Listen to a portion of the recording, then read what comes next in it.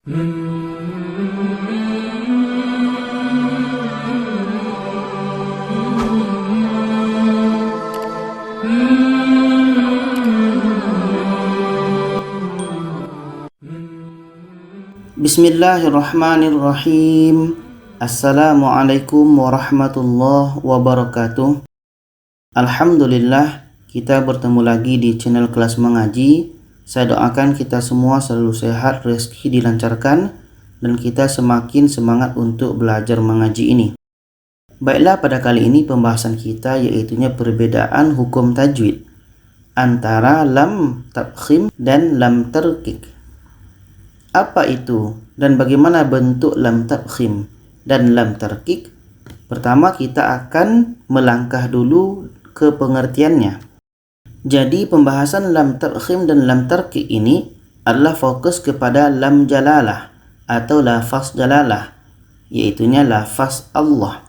Karena lam pada umumnya nanti sifatnya adalah tarqiq. Jadi kita mulai pada lam tafkhim. Lam tafkhim itu dibaca tebal. Kita nanti akan rasakan pada rongga mulut kita.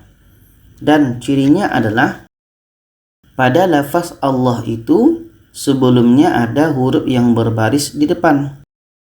Atau pada lafaz Allah itu sebelumnya ada huruf yang berbaris di atas. Ini untuk ciri lam tafkhim. Sedangkan nanti ketika kita menyebut lam tafkhim ini, rongga mulut kita ini akan sedikit tertutup. Ketika kita menyebut hurufnya itu nanti, rongga mulut ini, posisi mulut kita ini akan sedikit tertutup. Dan lidah kita akan naik. Dan sekarang kita pindah ke lam tarqiq, yaitunya dibaca tipis. Ini pun kita sudah nampak perbedaannya ya. Tarqiq itu tipis, sedangkan tafkhim itu dibaca tebal. Sedangkan cirinya adalah sebelum lafaz Allah itu ada huruf yang berbaris di bawah. Ada huruf yang berbaris di bawah dan setelahnya ada lafaz Allah. Di sini pun kita sudah nampak perbedaannya.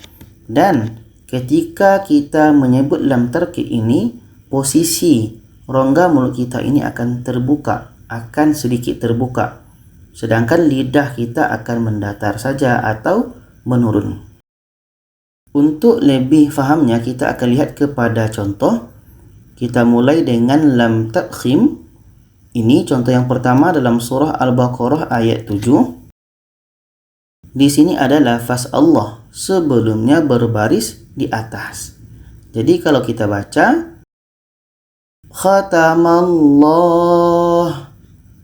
khatamallah, rongga mulut kita ini akan sedikit tertutup. Mallah, mallah, dan lidah kita akan naik. Itu namanya tafkhim, tebal. Contoh yang kedua ini dalam surah Al-Baqarah ayat 9 ini. Ini lafaz Allah sebelumnya ada huruf yang berbaris di atas.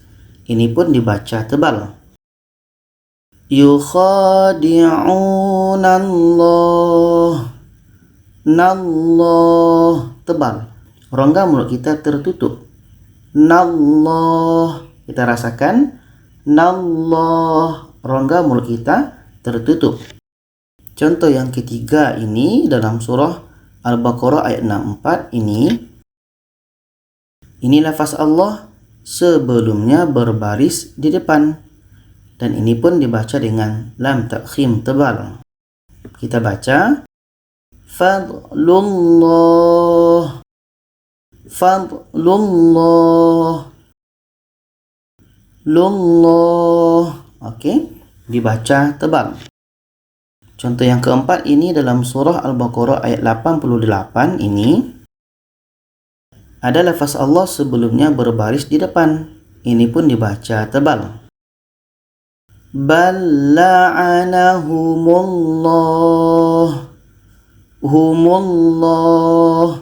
Oke, mulut kita akan sedikit tertutup.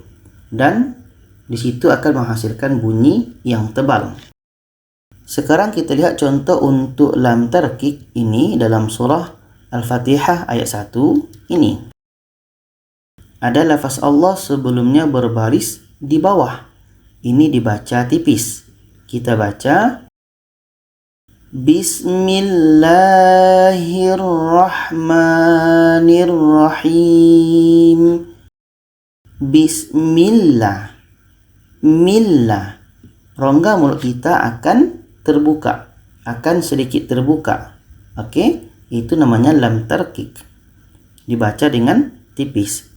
Contoh yang kedua ini dalam surah Al-Fatihah ayat 2 ini ada lafaz Allah, sebelumnya ada huruf yang berbaris di bawah.